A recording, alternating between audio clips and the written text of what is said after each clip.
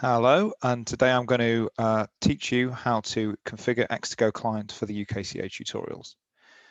So the first thing you need to do is open X2Go after you've installed it. When that happens, you should have a new session window pop up. You need to complete the entries as they are defined on the web page. So I'm going to be using VM01. We're using username 01, so I'm just going to put this in as my session name.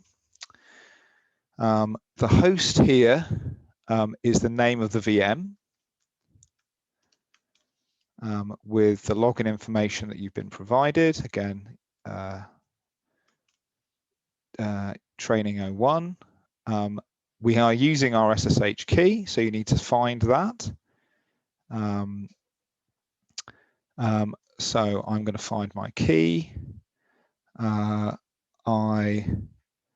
need to use a proxy server for the SSH connection because we're going through a login, and that login has an IP address rather than a name, and it's 192.171.139.44.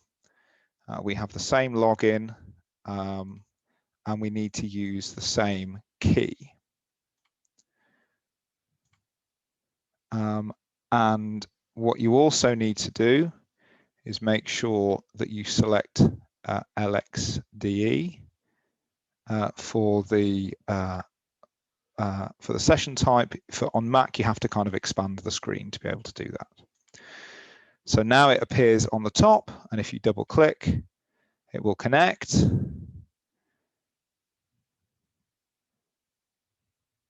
And open up the connection. And the first thing that will happen when you log in is you will have a terminal open, and it will ask you for your Moz's password. So you need to enter that password. And because this is the first time I've logged in, it also asks me for my username. And when that's entered, I've now connected properly. Because this is a kind of a window session, I can close it down. And I can open it back up again by just clicking OK, and it will bring me back up to where I was before.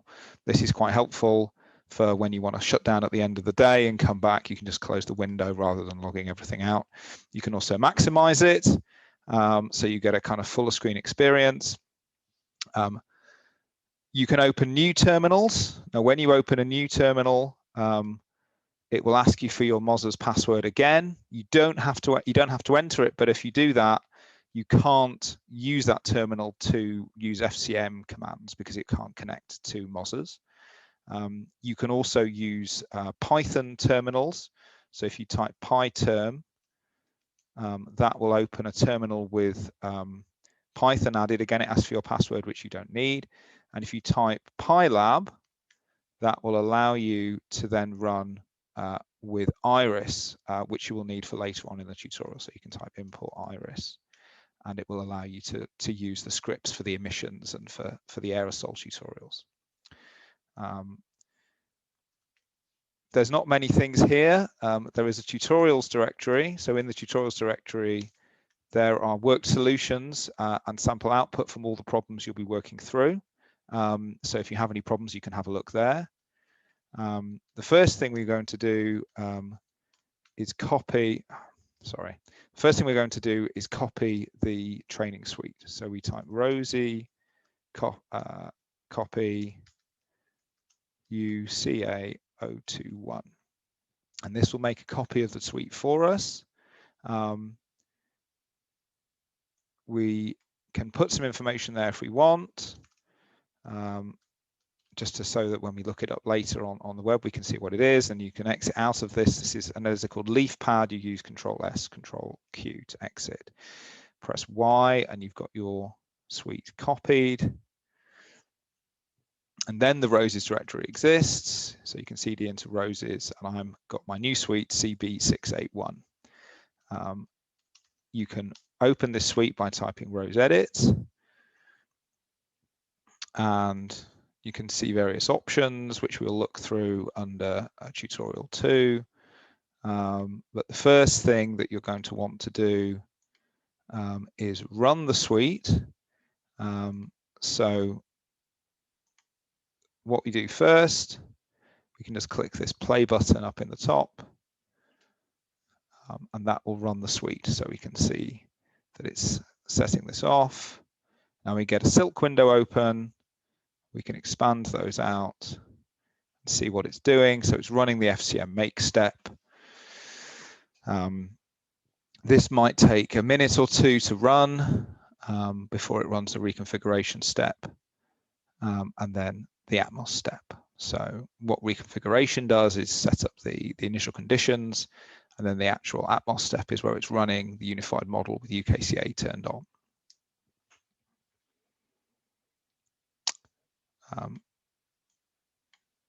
What it's doing here is making, it will be setting things up in a directory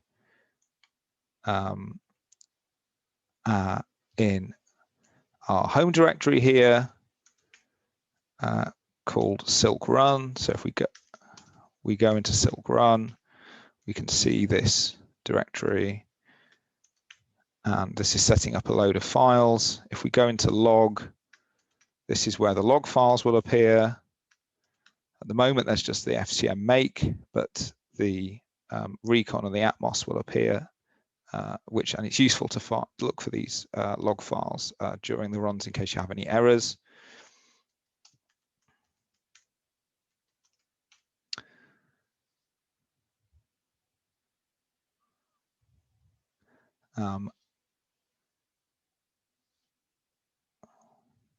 So that's completed the FCM make. It's now running the recon task. So that took a minute and a half to build. It may take a bit longer if it has a problem, or it may exit quicker if it finds the problem more quickly.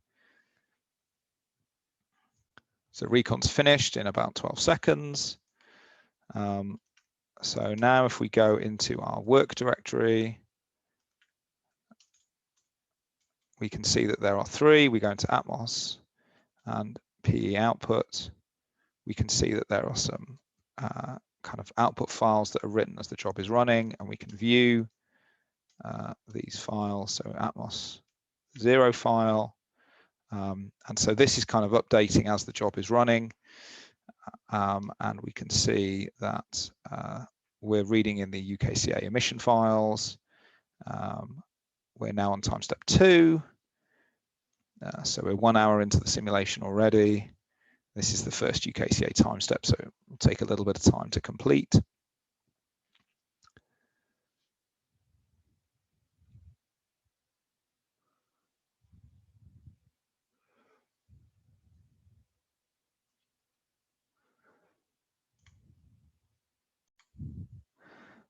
And so we can see that after about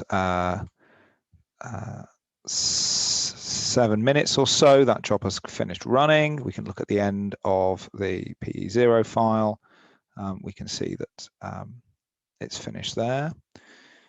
If we go back up to the Atmos directory, we can see we've got some output now, that Atmos a.pa file. So we can view that in xconv, which has been installed for you. We can see there's various fields. And we'll can have a look at ozone, and we can just plot the surface ozone field that's coming out there. But you can scroll through and have a look at other things. And as well as connecting via X2Go, we can also connect via a terminal. So you can use this rather long command, and that will allow you to SSH in. And once you're in, you have to navigate around as you might do on a normal terminal using the CD commands rather than using point and click, but we can still find our job. We can still use rows edit to open our job. And this will allow us then to still run the tutorials in that way. If you wanted to, you could set up a command in your SSH config file that looks something like this. And then what you could do is type just to access the machine, and that again would allow you to log in. Notice it's not asked me for my password. That's because it's kind of remembered my password from the session on the X2Go session. But every morning you'll need to enter your password again if you leave the sessions open. So that's what you need to do for connecting to the VMs.